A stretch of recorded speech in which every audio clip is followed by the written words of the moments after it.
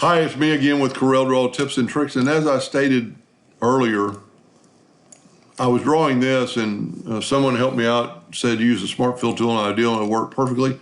But I stated in the second video or last video that you still got your original you can play with. So we're going to play with this. I think I've got it locked, so I'm going to go unlock everything. Whoop. And now we got here. I'm going to ungroup it. And I'm going to grab just these two circles. I'm going to nudge them out of the way. I've got them all together, making sure they're connected. I'm going to Control D and make a duplicate of that guy. And I'm going to start moving and hold down the control button. And I'm going to put it like right there and kind of follow that arch. Now, if I was doing it for real, I might make some measurements. Then I'm going to take the virtual segment delete key and just delete these two parts. Now my nudge distance is sit on 20 inches. I'm going to nudge it out of the way. Well, I'm going to go to Object, Group, and Ungroup. I'm going to take the virtual segment delete key. I'm going to delete the bottom half. I can put that in, and in that quick a time, we changed our item. I do not know how that other circle got in there.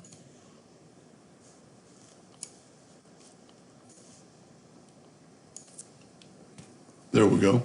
So now I can take this item that I just created. Let's make sure it's grouped together, and it's not. I want it grouped together. So I'm going to select it, Control G, and then I'm going to move it over. Now this is just going to be a funny little graphic that was inside another one I was hoping somebody produced. I'm going to Control D and make a duplicate, and I'm going to rotate it. I'm not going to rotate it at a certain number. I'm just going to rotate it by hand, trying to match up that curve. And I'm going to move it over here and just kind of, that's how I got that other line. So I've got some duplicate lines there. I'm just going to make it look, kind of follow that shape. Control D and make a duplicate and mirror it the other way. Then I should be able to just hold down the control button in order to get that same shape. Now we're just making a funny looking little deal. So I'm going to cut these two lines away and these two lines away. Go ahead and cut these lines away. These two lines don't really matter because they're outside our paint smart fill. But I must have deleted one too many lines. Oh no, I didn't. I missed that line. So what's going to happen now when we smart fill, it's going to be a totally different look. But we need to rotate that and have it on all of them. So we're going to select all that. Let's move it out of the way. We got it. I don't need those interior lines, and I don't think it really will hurt us, but I can go and delete them right now. And because we're using the smart fill, so I'm going to Control G and make that a group. And then I'm going to nudge it back over to where it was. I like it when people comment on my videos, but not while I'm making a video. I wish I could turn that off. But anyway, so now we've got this graphic. Control D and make a duplicate. Go back to the center of the page again. And what do we need to rotate it? 60 degrees. Control D, 120. Control D. Whoop, I missed 180. Control D, Control D. Now, we can use our Smart Fill tool again, just like we did earlier. But before we do that, we want to group all this together so we can drag it out of the way when we're done.